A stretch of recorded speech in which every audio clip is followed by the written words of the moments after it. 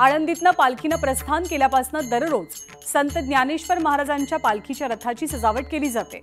रोज ताज्या फुलांनी माऊलींचा रथ सजवला जातो।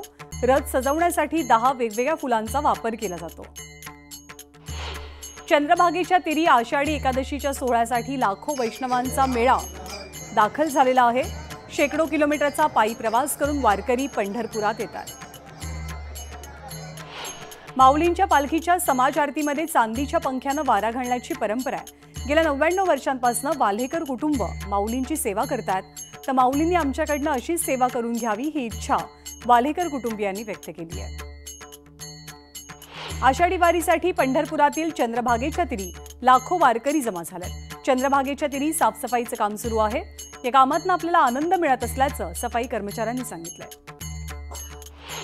पुणे जिल्ह्याच्या मावळ तालुक्यातल्या आढळे बुद्रुक इथे ग्रामस्थांनी पायी दिंडी काढली। विद्यार्थी संतांच्या वेशामध्ये वारीत सहभागी झाले। संत विचारातनं देश घडावा आणि विद्यार्थ्यांना संत परंपरेची महती कळावी यासाठी पायी दिंडी निघाली। पंढरपूरच्या विठुराला भेटण्यासाठी लाखो वारकरी पंढरीच्या वाटेवर आहेत। या वारकऱ्यांची अनेक जण सेवा करतात। पैठणमधील शांतीब्रह्म श्री संत एकनाथ महाराज सेवा समिती, श्री कृष्णदास लोहिया महाराज तसंच मोतीराम महाराज संस्थानही वारकऱ्यांची गेल्या 30 वर्षांपासून सेवा करत आहे।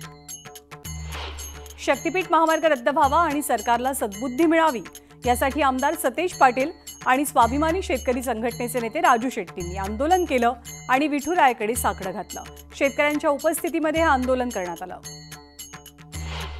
गरज नसलेला शक्तीपीठ महामार्ग सरकारनं रद्द करावा।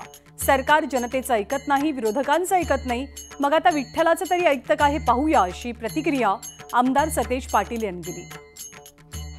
जोर जबरदस्ती करून शेतकऱ्यांच्या जमिनी हडपण्याचा सरकारचा प्रयत्न आहे। हा नवा महामार्ग नेमका कुणासाठी? 30 ते 32 कोटी रुपयात होणाऱ्या महामार्गावर 86 कोटींचा खर्च होणार आहे। मग उर्वरित 50 कोटी सरकार कुणाच्या खिशात घालणार असा सवाल उपस्थित केला राजू शेट्टींनी।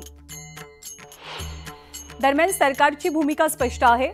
जे अडचणीचे मुद्दे आहेत त्यात चर्चेतनं मार्ग काढून शक्तीपीठ महामार्ग आम्ही करू अशी भूमिका राज्याच्या मुख्यमंत्र्यांनी मांडली आहे। कुणाल कामरा आणि सुषमा अंधारेंच्या विरोधात हक्कभंगाचा ठराव मंजूर झालाय।